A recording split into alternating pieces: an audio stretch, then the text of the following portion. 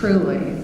So I am so glad you showed up tonight to broaden and expand your knowledge with us and learn more about Oglethorpe. Michael L. Thurmond is the Chief Executive Officer of DeKalb County. He is the author of Freedom, Georgia's Anti-Slavery Heritage, 1733 to 1865, and A Story Untold, Black Men and Women in Athens History. Thurmond has previously served in the Georgia legislature as Director of Georgia's Division of Family and Children's Services, as Georgia Labor Commissioner, and as Superintendent of DeKalb Schools. In 1997, Thurmond became a distinguished lecturer at the University of Georgia's Carl Vinson Institute of Government. He lives in Stone Mountain.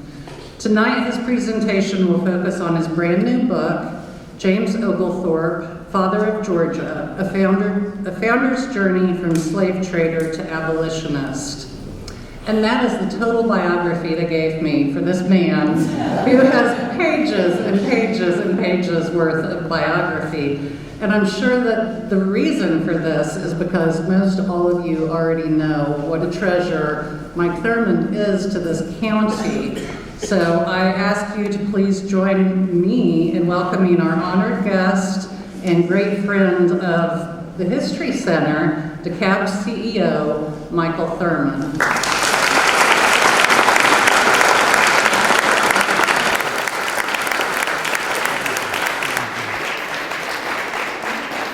Good evening.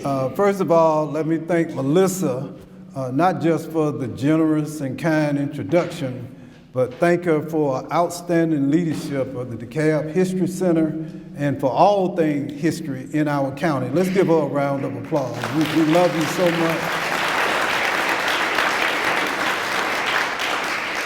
And thank each and every one of you for being here tonight to help celebrate what is something that's very important to me, which is the publication of this book. It was a long time coming, but I'm so delighted that we've reached this point where we can celebrate this occasion. To our sponsors, the Arabia Mountain Heritage Area, National Heritage Area, thank you so much for your sponsorship and your support, as well as the DeKalb Library Foundation.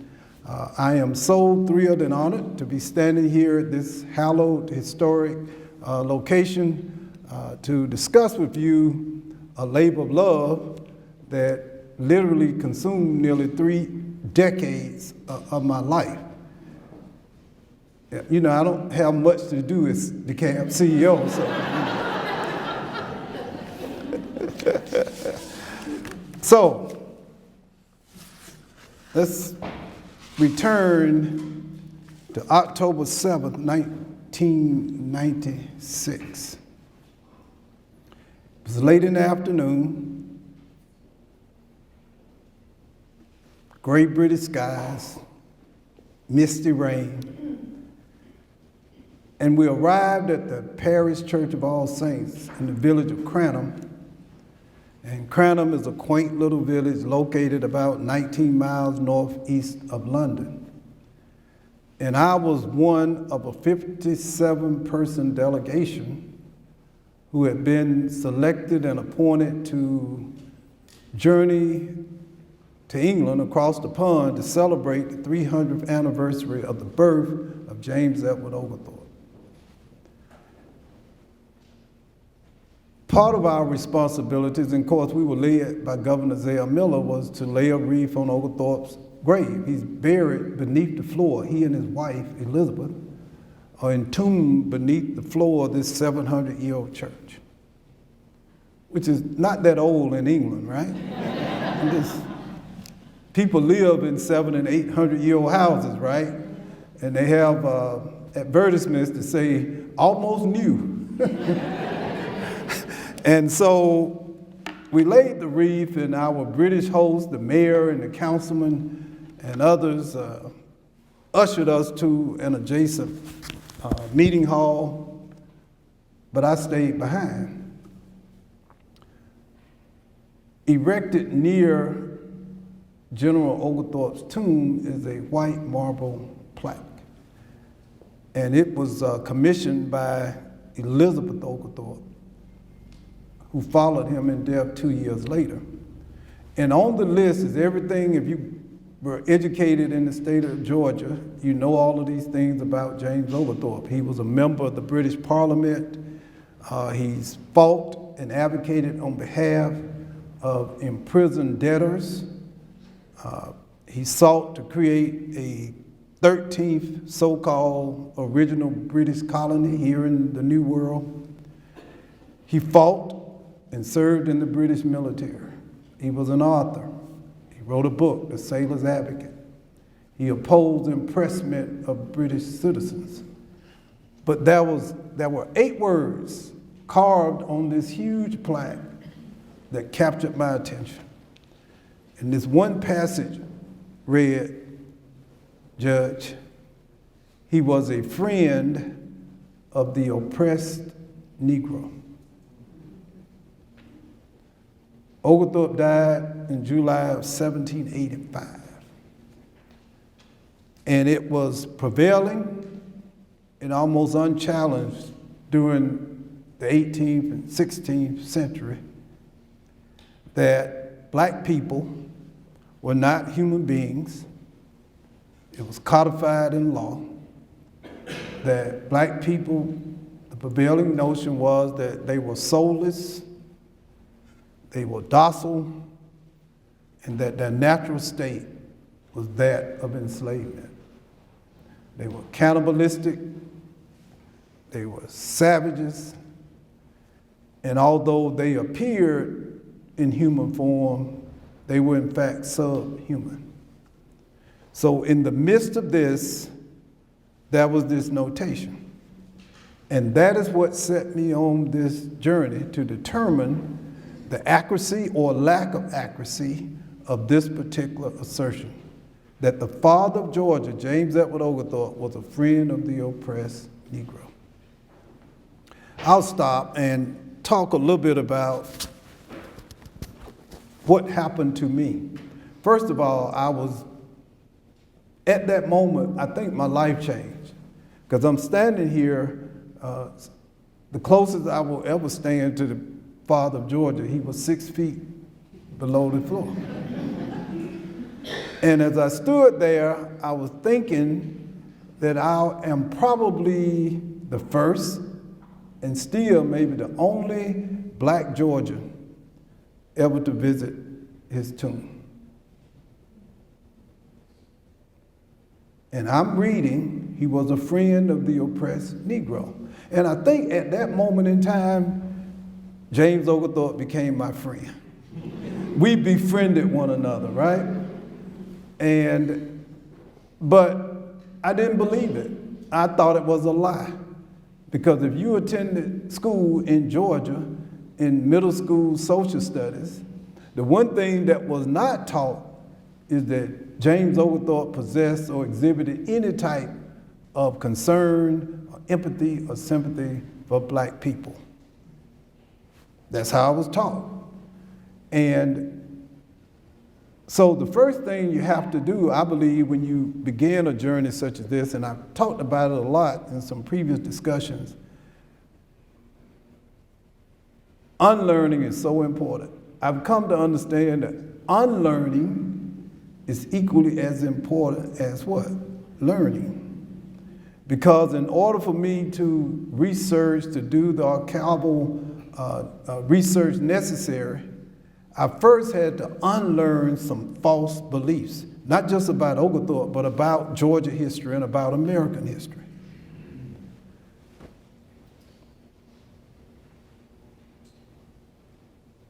I had to unlearn things about the enslavement of black people, how it occurred, why it occurred. And most specifically, I had to unlearn the response that black people in particular had with chattel slavery, and even more significantly, to unlearn and reject at some point this broad-brush notion, the way history is written, that basically all white people supported slavery. Isn't that a radical thought, right? Because what if that was not true?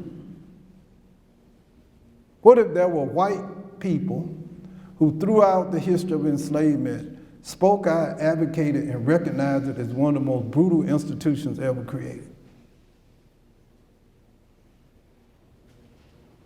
James Oglethorpe, I came to understand, was among the first white British Americans colonists to speak out against chattel slavery in North America. He created the first real debate over the moral and political and military efficacy of slavery. There had been no debate until Oglethorpe fueled that debate. So how did James Oglethorpe, and by the way, isn't it interesting that all we Georgians, if Mike is telling the truth, why have we not heard this before? What fueled James Oglethorpe's journey from being a slave trader to becoming an abolitionist? And see, one of the things I point out, I didn't try to elevate James Oglethorpe, at least the facts would not allow me to this point where he was this demagogue, this perfect person, the way many of our American heroes are projected to us. I'm not, and I did not, and was not able to document the fact that James Oglethorpe never told a lie. Unlike the father of our nation, right? Never told a lie. And we have come to understand that that is one of the biggest what? Lies. James Oglethorpe, as one of his critics pointed out in terms of historical research, he was an imperfect critic of slavery. And one of the imperfections is that when I engage him in my research, he is the deputy governor of the Royal African Company. The Royal African Company was one of the principal slave trading firms in 18th century England, 17th and 18th century. They transported, just over a 40-year period, over 200,000 enslaved black folk to the Americas.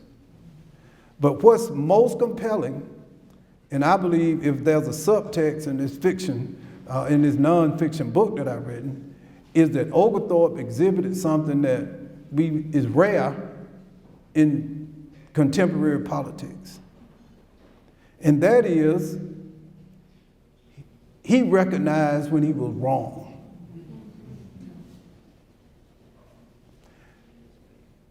In the 21st century, based on many examples, the one thing you never admit in politics is what? That you're wrong. And rather than admit you're wrong, you double down on being wrong. And not only did he acknowledge his wrongness, but then he set out to change himself. And oftentimes, if you can change yourself, you will indirectly or sometimes even directly, you can change the world around you. So, while Oglethorpe was serving as the deputy governor of the Royal African Company, a letter fell into his possession. And it was a letter that had been written in Arabic, which, that's kind of interesting.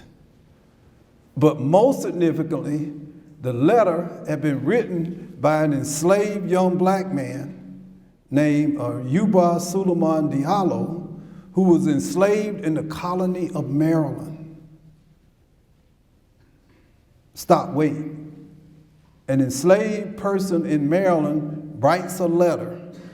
Now, what's unique about that? That he what? That he wrote a letter. Those of you familiar with African civilization, by the way, Oglethorpe was an expert in ancient African civilizations. He studied it at Oxford. Will know that some of the first universities ever established were established where? In Western Africa. Diallo was a person of advanced education who was captured and sold into slavery, transported to Maryland. He convinced his enslaver to allow him to write this letter. And you will see in the book, the images, one of the images I think that's very important is the image of the letter. Where are my British friends? Any Brits in the audience? Yes. I love British culture, British people, British history. They save everything. Let's give our British a round of applause. They save everything. And not only do they save it, they collate it for you so you can go and find it if you need it, right? So there in the British Library is the letter that DeKalb wrote. So Oglethorpe, it falls in this, after a 4,000-mile journey passing through the hands of several white men, somehow it ends up in Oglethorpe's possession, serendipity.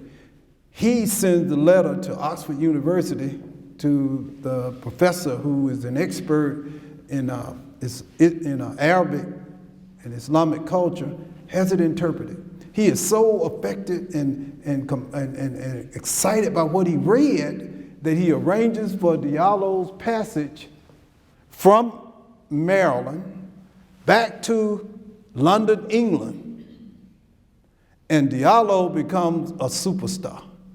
As they say in the 18th century, a roaring lion. We say what? Superstar. He's like, I love to say it, he's like LeBron James, Jay-Z, and Barack Obama all in one. He ends up having dinner with the King and Queen of England. He becomes associated with and becomes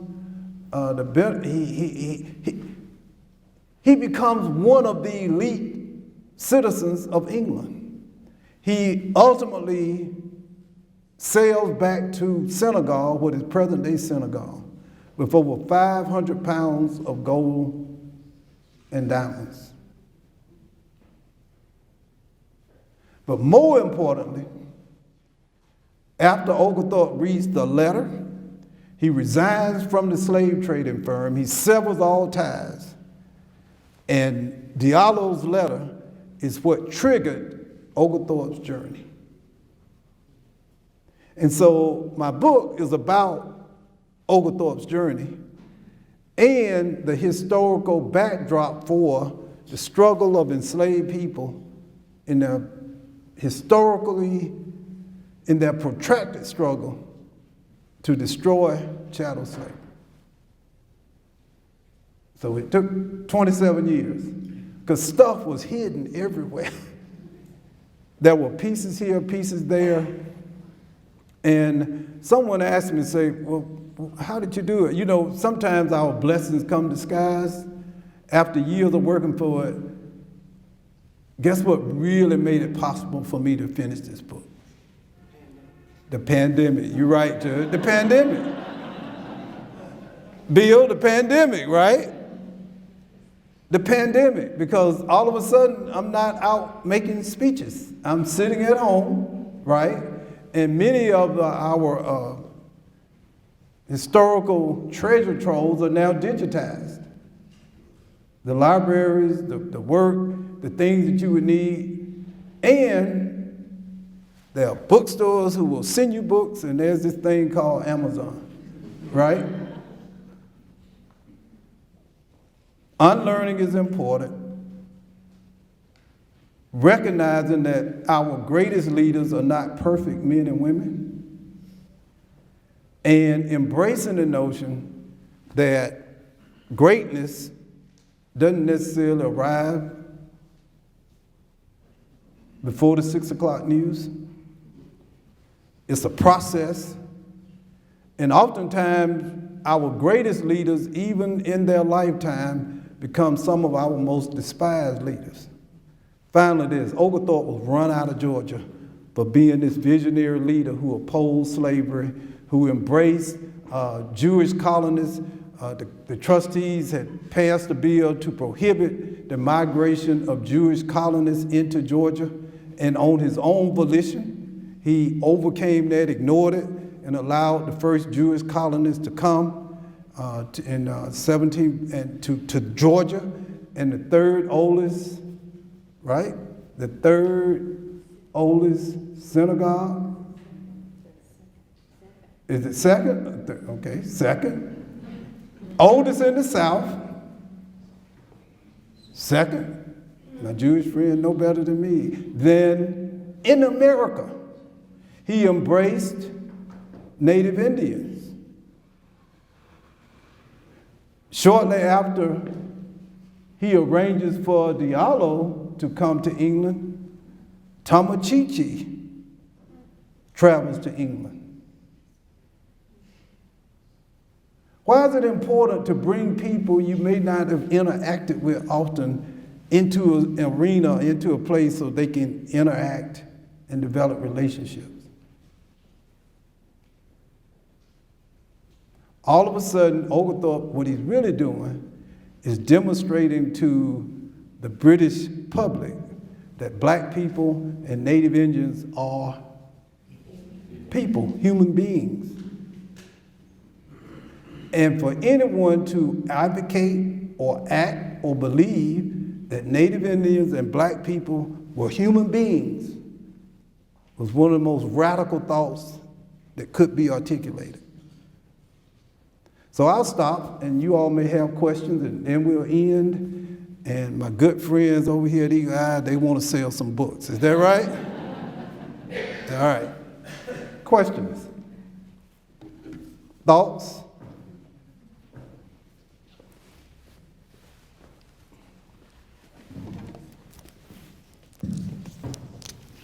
Since I've already read some of them, it's an easy question. If you had shared the 20-year prohibition on slavery in Georgia that Oglethorpe instituted and lasting 10 years beyond his February 12, 1733, Georgia was established. It was an informal prohibition. In 1735, the trustees, approved by Parliament, Georgia became the only British American colony to prohibit chattel slavery prior to the Revolutionary War. Not Massachusetts, not New York, not New Jersey, not Rhode Island, Georgia. Of the 21 trustees, there was only one trustee who actually lived in Georgia, and that was Oglethorpe. But immediately, as he fought to prohibit slavery, it was the political issue of the day. There were pro-slavery colonists here who did everything they could to undermine not only his authority, but also his reputation. So after a 10-year political struggle in Parliament and in Georgia, the proponents of slavery carried the day, and Oglethorpe was forced out of this colony in disgrace. He was forced to go and basically argue for his life in a court of law because he faced a court-martial, and of the 19 charges against him, the most serious one was treason. A conviction for treason is punishable by death. He also faced personal financial ruin because he had invested a large sum of his own money into supporting the Savannah settlement in the colony of Georgia. Now the narrative is, and this is one way I defer, is that Oglethorpe failed, that his attempt to prohibit slavery in Georgia lasted to January 1st, 1751, and it failed. And I disagree. Because Dr. King said that the moral arc of the universe is long, but it always bends towards what? Justice. The Georgia we live in today is not the Georgia of the pro-slavery colonists, but it's the Georgia of James Oglethorpe. There is no slavery in Georgia.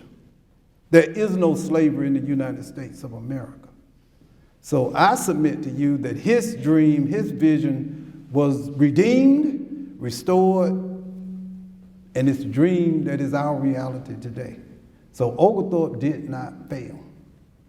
he set in motion the events that led to the abolition of Anglo-American slavery. First, of course, in England, and then here in the United States. Yes, ma'am. Two questions. I'd like to know what Diallo's letter said, if you can tell us the gist of it. And secondly, when Oglethorpe returned to England and saved himself from the court-martial, what did he do as far as the abolitionist movement in England in terms of outlawing the slave trade and so forth? Thank you. Great questions. The letter, Diallo's letter, is interesting, and for researchers and writers, generations of historians over a 200-plus year period basically followed and repeated what Thomas Blewett had defined or at least written as to the content of the letter. And his narrative was that because of compassion, he never said what was in the letter, but he said that Oglethorpe was driven by compassion to rescue Diallo. And generation after generation after generation of historians said Oglethorpe was motivated by compassion. So, you know, during a pandemic, you don't have much to do when you're sheltering in place, right? So I said, well, what the heck did the letter really say? Because I'm looking at the letter. I can't read Arabic. And so, good friend of mine, Samia Abdullah, and other Arab scholars here in DeKalb County translated the letter. Because it dawned on me, I had never seen a translation of the letter, the question you just asked, right? People were telling me what the letter said or how Oglethorpe responded to the letter, but they never told me what was in the letter. Well, interestingly enough, three main themes in the letter.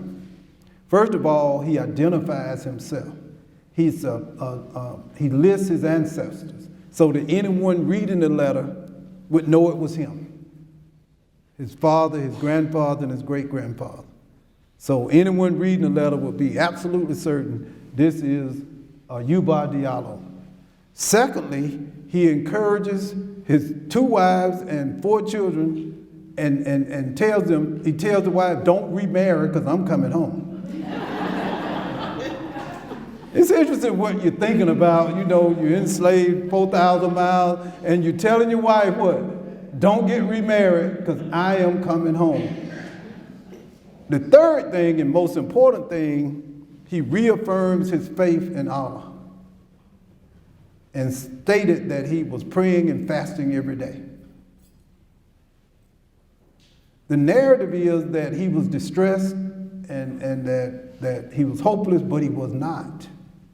What Oglethorpe, I believe, my thesis is that it wasn't just compassion. It may not have been compassion at all. Oglethorpe is a scholar of ancient African history, right?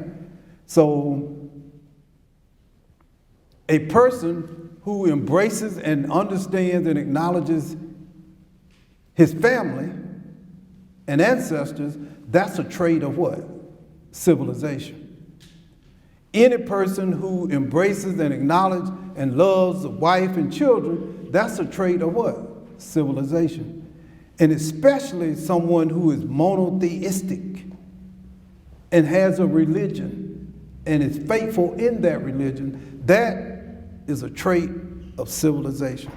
Well, Oglethorpe recognized that if these 3 things existed in this letter and it was evidence of that, then black people could not be subhuman beasts. The fact that he could write is a trait of civilization. So what Oglethorpe recognized that this wasn't just a letter. What it was is a revolutionary discovery for 18th century England. And your second question, repeat it. What was Oglethorpe's role in England in terms of the abolition movement there? He became the godfather. He became the mentor of 3 prominent emerging abolitionists. One was Hannah More, who was one of the first feminist writers and intellectuals in England, you would love reading her letters about Oglethorpe. They were infatuated with each other. She was a beautiful young writer, and he was a man in his 80s, and he became a mentor, and the letters she wrote, you know, people back then didn't hold back. Anyway, the letters she wrote to her sister is just amazing. If I had a book, I'd read from some of it. Secondly, there was a young attorney named Granville Sharp.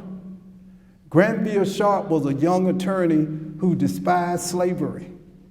And he invested his entire legal career in helping formerly enslaved blacks who were threatened with re-enslavement.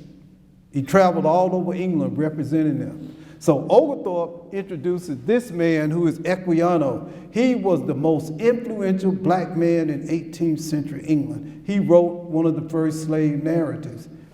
He introduces Equiano, this man, to the young white attorney, and they are the two principal founders of the formal abolitionist movement.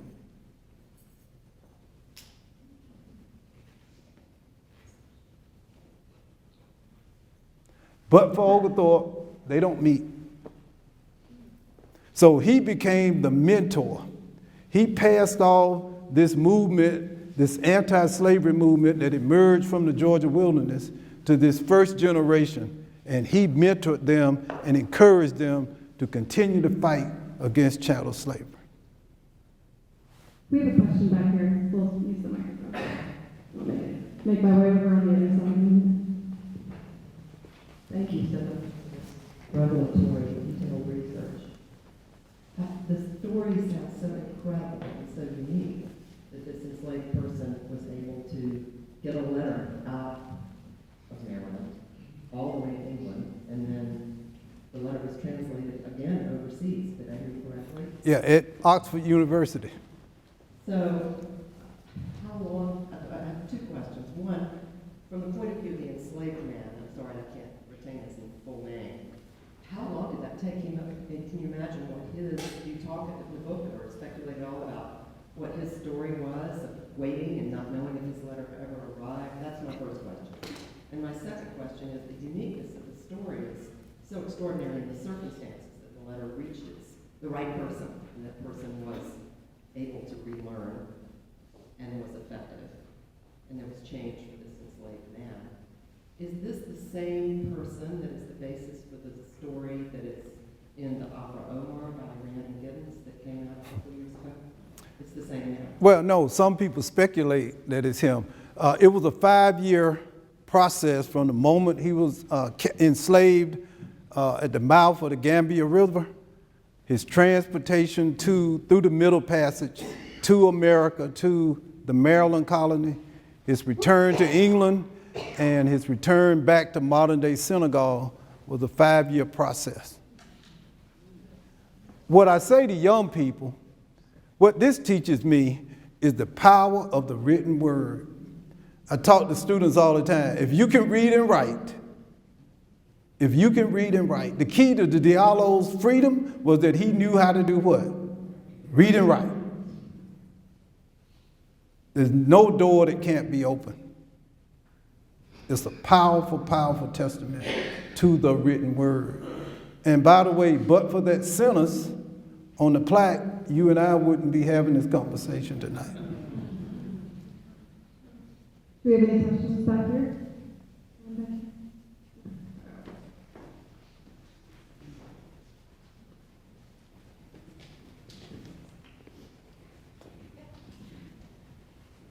You started tonight with a fascinating idea that you had learned a history that you found was not history when you actually looked into it. How do you, given the current political status in the United States, how do you move forward, in education to enable all students to have that privilege of being able to look at conflicting stories and deciding for themselves what's really history? No, that's a great question. That's a great question. I think it will require some courage. And listen, you all my best friends, so I can just speak honestly with you. Great political minds and advisors advise me, don't do this right now, because right now it's a free fall. It's a free fire zone for any person, politician, to talk about history.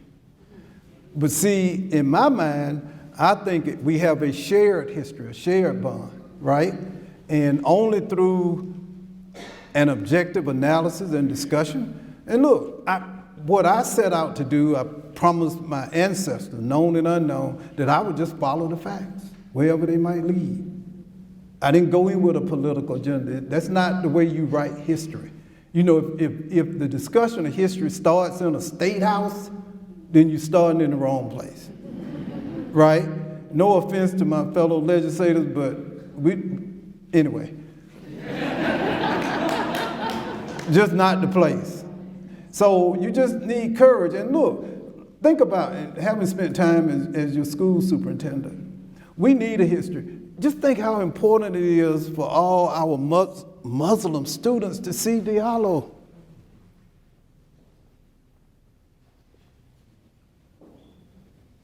Think how important it is for our Jewish students to know that this man rejected anti-Semitism.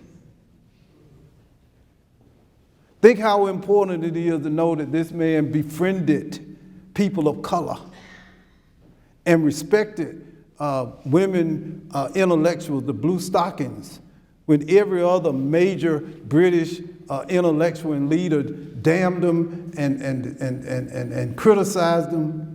Oglethorpe was one of the few to stand up in defense of women intellectuals. He was a man before his time, but he is a perfect man for this time. And he's not a perfect man. That's the beauty of it, right? We don't need cancel culture. One of the things I say is that you don't judge a historical figure by one snapshot in time. We need to look as best we can at the entire scope of a person's life, the strengths, the weaknesses, the failures, the mistakes, and then render historical judgment. But thank y'all so much for coming out and letting me share this with you. You know, Hamilton is just this amazing Broadway musical, right? It really is. It's just wonderful. And one of the most compelling things about Hamilton is that it has what? A diverse cast. You got people, all colors, gender affiliations, everybody, no matter who you are, playing certain characters in our history. Hamilton has a diverse cast. James Oglethorpe lived a diverse life.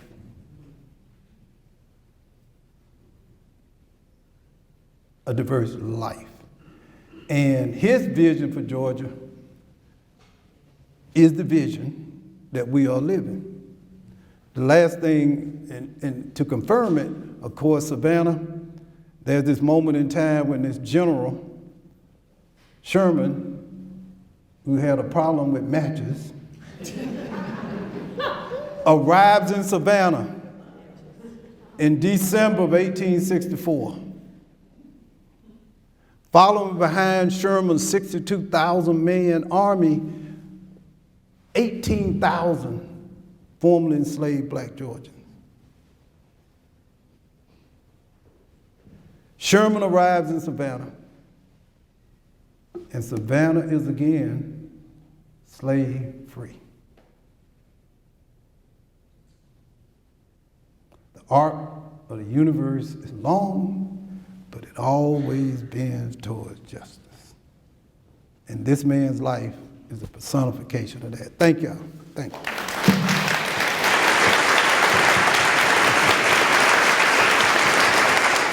Wonderful.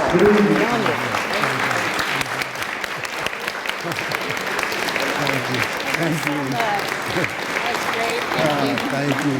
Thank you.